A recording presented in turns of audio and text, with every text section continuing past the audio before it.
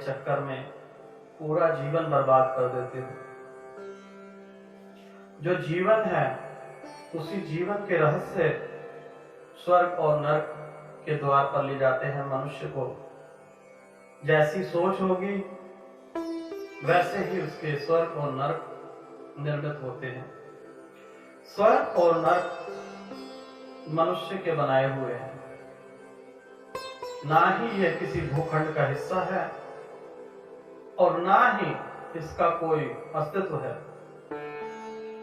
अगर मनुष्य को नाना प्रकार के सुखों की अनुभूति होती है तो वह समझता है कि स्वर्ग है, अन्यथा अगर उसे दुख मिले तो वह कहता है नरक है। किंतु इसमें जरा सी भी सच्चाई नहीं। जैसा हम सोचते हैं वैसे ही हम बच जाते हैं। अगर हम स्वर्ग के बारे में सोचने लगे तो हमारा वातावरण स्वर्ग के भांति हो जाता है, और नरक बनाना चाहें तो नरक बनाने के लिए इस संसार में हमारे पास अनेकों उपाय हैं। स्वर्ग मनुष्य को स्वयं बनाना पड़ेगा। आप ये सोच रहे होंगे कि मृत्यु के पश्चात हम स्वर्गवासी हो जाएंगे, वहां पर हमें अनेकों परियां मिलेंगी, अनेकों व्यंजन मिलेंगे, तो आपके लिए स्वर्ग है। क्यों? ये सत्य है ना। परंतु अगर आपको किसी प्रकार से किसी चीज का दुख है तो आप उसे स्वर्ग में मृत कर लेते हैं। सोचते हैं मुझसे दुखी इंसान इस संसार में है ही नहीं कोई। मनुष्य के सोच में ही स्वर्ग और नरक विराजमान है। एक गांव में एक संत का आगमन हुआ। संत से मिलने के लिए दूर दूर से राजा महाराजा सभी आए।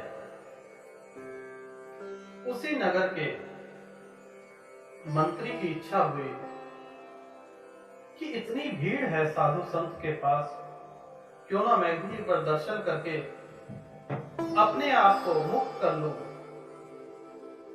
क्योंकि मैं स्वर्ग पाना चाहता हूं और स्वर्ग का रास्ता कोई बता ही नहीं रहा। वह पहुंच गए संत के पास, हाथ जोड़ के प्रणाम किया और बैठ गए। संत थोड़े सख्त थे।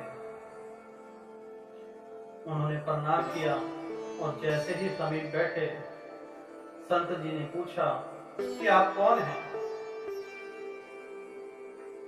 कहने लगा कि मैं इस नगर का मंत्री हूं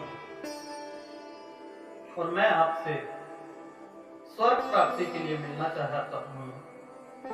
मेरी इच्छा है कि मुझे स्वर्ग मिले, परंतु इस प्रश्न के उत्तर से मुझे यह दर्शाएं, मार्गदर्शन दें कि स्वर्ग और नरक मनुष्य को डराने के लिए बनाए गए हैं या स्वर्ग और नरक होते हैं। स्वामी जी कहने लगे, बच्चा, शक्ल से तो तुम भिखारी लग रहे हो, कह रहे हो कि मंत्री हूं। मंत्री आग बबूला हो उठा। उसको देखते ही जैसे कि आग जलने लगती है। आग से किसका भला हुआ? अंदर ही अंदर जलने लग गया। उसने अपनी तलवार निकाली। जैसे ही तलवार निकाली, संत कहने लगे कि तुम्हारी तलवार में तो जंग लगा है, इससे गर्दन कैसे अलग करोगे? और ही ज्यादा बबूला हो गया। जैसे ही उसने तलवार संत पे चलानी चाहिए तो संत ने कहा, यही तो नरक के द्वार खुल गए तुम्हारे। उसने तलवार वापस डाली। जैसे ही तलवार म्यान में गई, संत ने कहा, तुम्हारे स्वर्ग के द्वार खुल गए। प्रकार से मनुष्य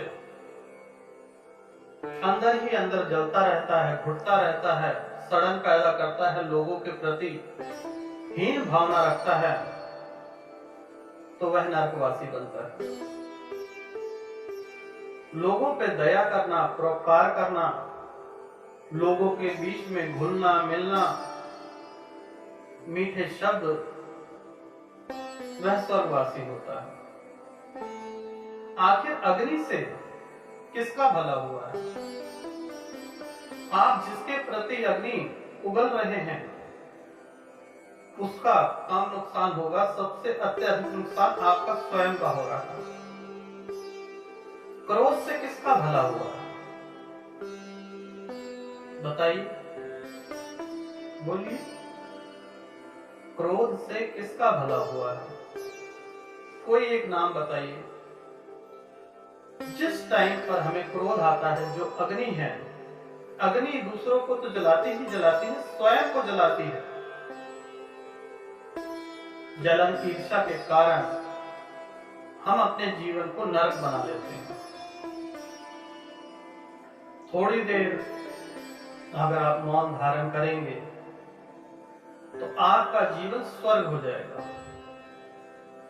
किसी से मिलिए, कुछ नहीं जाएगा आपका। एक छोटी सी स्माइल दीजिए, मुस्कुरा के मिलिए, अगला भी आपसे खुश हो जाएगा और आपको स्वर्ग के दर्शन होंगे। रोते रहेंगे, कुछ नहीं प्राप्त होगा। जो कुछ है वह इसी संसार में है, ना तो स्वर्ग ना तो नरक, किसी भूखंड का हिस्सा नहीं है। संपूर्ण जीवन बर्बाद ना करें, अपने क्रोध को वश में करें।